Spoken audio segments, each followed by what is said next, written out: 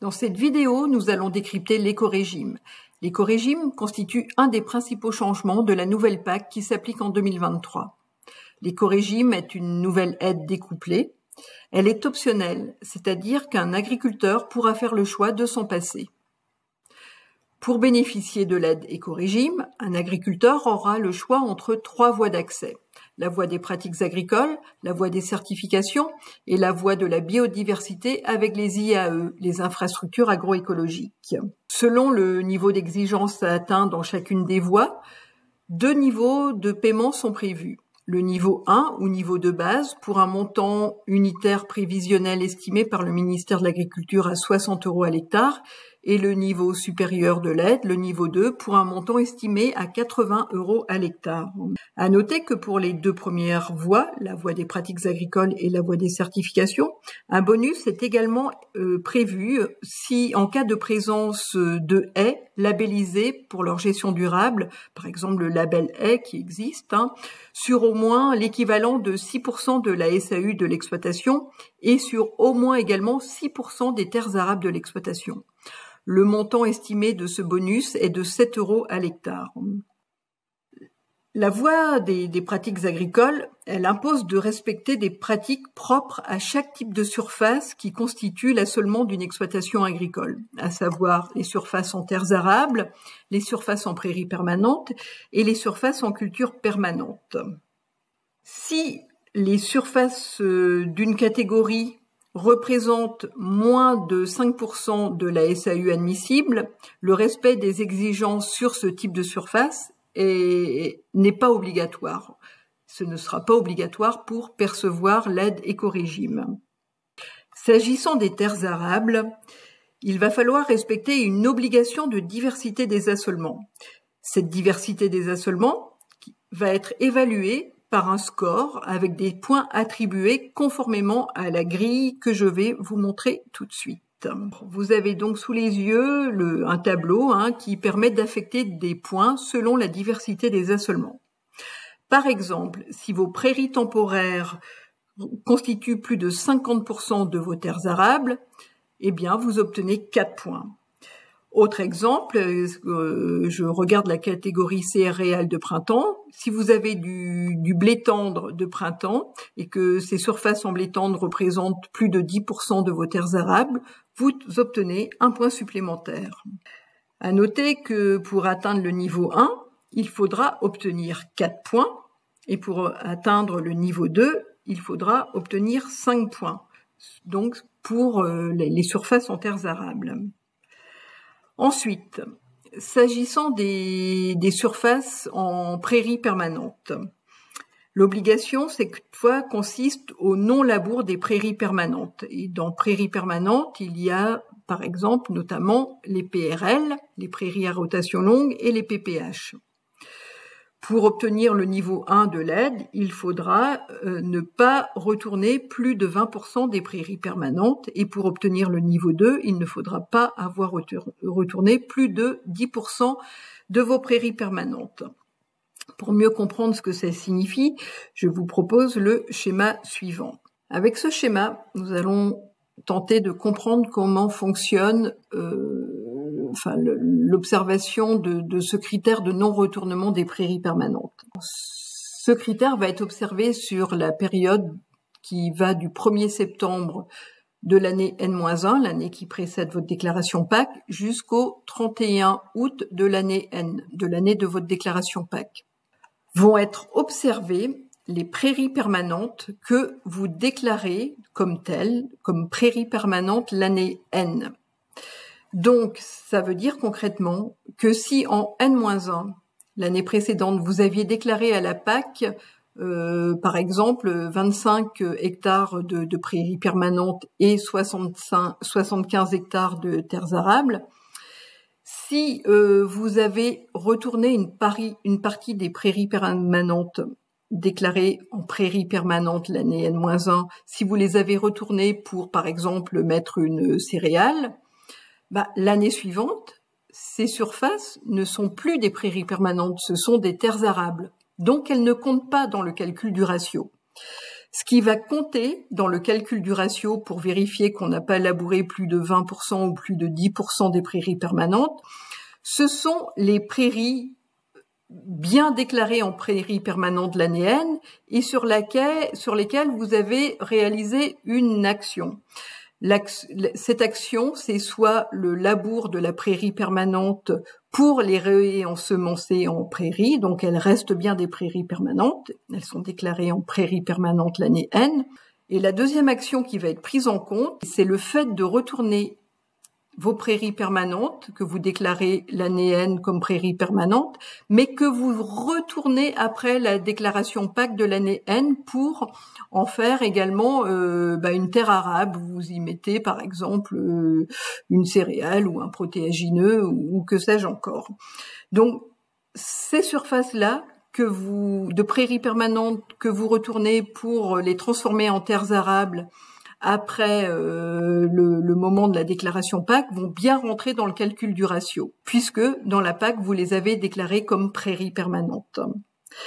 Et donc, pour pouvoir bénéficier du niveau supérieur de l'aide pour les prairies permanentes, il faut que vos surfaces retournées, donc les surfaces Y, qui correspondent donc aux prairies labourées et ressemées en prairies permanentes entre le 1er septembre de l'année N-1 et le 31 août de l'année N, auxquelles on ajoute les prairies permanentes qui ont été labourées et transformées en terres arables entre la déclaration PAC de l'année N et le 31 août de l'année N également. Il faut que ce ratio Y ramené sur X plus Y, X plus Y c'est l'ensemble de vos surfaces déclarées en prairies permanentes soit inférieure à 10%. Et pour bénéficier des 60 € à l'hectare, il faut que ce ratio soit compris entre 10% et 20%. Voilà pour le non-retournement des prairies permanentes. Ensuite, sur le troisième type de votre assolement, les surfaces en culture permanente, si vous en avez, ou si elles représentent plus de 5% de la SAU admissible de votre exploitation, là, l'exigence à respecter, c'est la couverture des interrangs. Il faut que 3/4 des interrangs soient couverts avec une couverture végétale pour obtenir le niveau 1, ou plus de 95% des interrangs qui doivent être couverts pour obtenir le niveau 2. La deuxième voie d'accès de l'écorégime concerne cette fois la voie dite des certifications. Alors là, il y a 3 cas possibles pour accéder à l'aide écorégime par cette voie. La première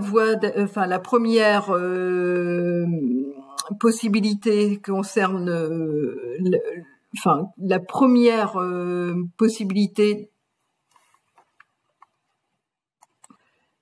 s'agissant de la voie des pratiques agricoles, j'ai oublié une petite précision importante, c'est-à-dire que si pour obtenir le niveau supérieur de l'aide par cette voie des pratiques agricoles, c'est-à-dire le niveau 2 à 80 € à l'hectare environ, il faut impérativement atteindre le niveau 2 sur les 3 catégories de surface. Si vous obtenez le niveau 1 sur vos terres arables et le niveau 2 sur vos prairies permanentes et les cultures permanentes, vous obtiendrez le niveau 1 et non pas le niveau supérieur de l'aide. Il faut bien atteindre donc le niveau 2 sur les 3 catégories de surface pour avoir l'aide supérieure sur l'ensemble des surfaces concernées. Passons donc maintenant à la deuxième voie d'accès de l'écorégime, qui est la voie des certifications. Alors, il y a 3 cas possibles pour accéder à l'aide de l'écorégime par cette voie. Le premier cas permet d'avoir accès au niveau de base, au niveau 1 de l'aide, donc 60 € à l'hectare. Pour obtenir ce niveau 1, il faut que l'exploitation concernée soit certifiée avec la certification environnementale de niveau 2+. Alors, en quoi consiste cette certification environnementale de niveau 2+, qui est nouvelle, nous allons le voir rapidement avec ce tableau. Alors, le niveau 2+ de la certification environnementale demande le respect de 3 points. le respect individuel des exigences du niveau 2, de la certification environnementale qui existe. Donc, il faudra respecter les exigences du niveau 2. Et en plus, il faudra respecter 2 autres critères. Premièrement, le suivi systématique des obligations au titre du référentiel de la certification environnementale du niveau 3, c'est ce qu'on appelle le niveau HVE, haute valeur environnementale. Et bien sûr, il faut respecter les critères du référentiel HVE rénové qui va rentrer en application au 1er janvier 2023. Et ensuite, il faut également respecter une des obligations suivantes pour obtenir cette certification environnementale de niveau 2+, soit atteindre au moins 10 points de score dans l'un des 4 volets d'indicateurs de la certification de niveau 3 HVE rénové, ou soit vous pouvez aussi choisir d'apporter la preuve que vous utilisez au moins 2 outils d'aide à la décision qui favorisent la réduction des produits phytosanitaires et l'utilisation des fertilisants, enfin qui favorisent la réduction de l'utilisation des fertilisants, avec une liste de matériel qui est validée par le ministère. Et en plus, il faudra prouver votre engagement dans une démarche de recyclage des déchets de l'exploitation avec la fourniture d'une attestation annuelle. Et c'est par exemple la certification Adivalor. Ensuite, pour cette voie dite des certifications, il y a bien sûr aussi le niveau 2 qui peut être atteint, le niveau 2 à 80 €. Alors pour atteindre ce niveau 2, eh bien là, il faut que l'exploitation soit certifiée HVE, c'est-à-dire le niveau 3 de la certification environnementale. Et comme je l'ai déjà dit, le référentiel HVE a été rénové. Il a été adopté, ce nouveau référentiel a été adopté en 2022 et va être mis en œuvre à partir du 1er janvier 2023. Avec notamment, pour résumer, pour ceux qui connaissent ce référentiel, un renforcement de la voie A, la voie d'accès, la voie de certification individuelle, et la suppression de la voie B, qui a été beaucoup utilisée par certains secteurs de production, le secteur des légumes notamment. Alors, les exploitations qui seront certifiées avec le nouveau HVE, avec le nouveau référentiel, pourront avoir accès au niveau 2 de l'écorégime. À noter que pour les exploitations qui sont certifiées HVE par la voie A, et qui l'étaient au 30 septembre de l'année 2022, ces exploitations pourront accéder à l'écorégime niveau 2 avec HVE pour la déclaration PAC 2023 uniquement. Ensuite, si elles veulent continuer de percevoir le niveau 2 de l'écorégime grâce à la certification HVE, il faudra qu'elles soient de nouveau certifiées avec le nouveau cahier des charges pour pouvoir accéder à cet écorégime de niveau 2. Et donc ceci à partir de la campagne 2024. Enfin, dans la voie des certifications, un bonus est prévu pour les exploitations dont la totalité des surfaces sont engagées en bio. Ces exploitations dont les surfaces sont à 100% engagées en bio pourront bénéficier d'un bonus de 30 € à l'hectare qui viendra s'ajouter donc aux 80 € aux 80 € du niveau 2, du niveau supérieur de l'écorégime. Et donc, ça revient à un montant estimé à 110 € par hectare pour les exploitations engagées en bio. Donc, engagées en bio, ça veut dire qu'elles sont déjà converties, soit que les surfaces sont en cours de conversion. Mais attention, il y a donc en plus une condition à respecter pour pouvoir bénéficier de ce bonus. En plus du fait que les parcelles de l'exploitation donc doivent être totalement engagées en conversion ou déjà certifiées bio, il faut au moins qu'une parcelle de l'exploitation qui est certifiée bio ne touche plus l'aide à la conversion, c'est-à-dire ne touche plus la CAB, l'aide à la conversion à l'agriculture biologique. Et ceci cette condition est vraie également pour pouvoir cumuler le maintien à l'agriculture biologique en 2023 avec cette aide éco-régime avec un bonus de 30 € à l'hectare. Cette condition d'avoir au moins une parcelle certifiée mais qui ne touche plus l'aide à la conversion ou l'aide au maintien de l'agriculture biologique doit être vérifiée dans ces cas. Enfin, il y a une troisième voie d'accès à l'écorégime, c'est la voie des IAE, des infrastructures agroécologiques. Alors, pour cette voie d'accès, il faut que pour accéder à l'écorégime, avec la voie des IAE, les critères à respecter sont les suivants. Il faut pouvoir justifier de la présence d'un ratio d'au moins 7% d'IAE, d'infrastructures agroécologiques, ou de surface non productive sur la SAU, 7% sur la SAU, pour atteindre le niveau 1, et au moins 10% d'IAE sur la SAU pour atteindre le niveau 2 de l'aide écorégime, c'est-à-dire 80 € à l'hectare, montant unitaire estimé par le ministère de l'Agriculture. Et donc, je vous ai mis également à l'écran les éléments et les surfaces considérés comme favorables à la biodiversité qui seront donc pris en compte, qui seront comptabilisés dans les IAE avec des coefficients de conversion ou de pondération qui sont indiqués dans cette colonne de droite du tableau. Donc sont pris en compte pour calculer le pourcentage d'IAE, les haies notamment, avec pour un mètre linéaire de haies, c'est équivalent à 20 mètres carrés.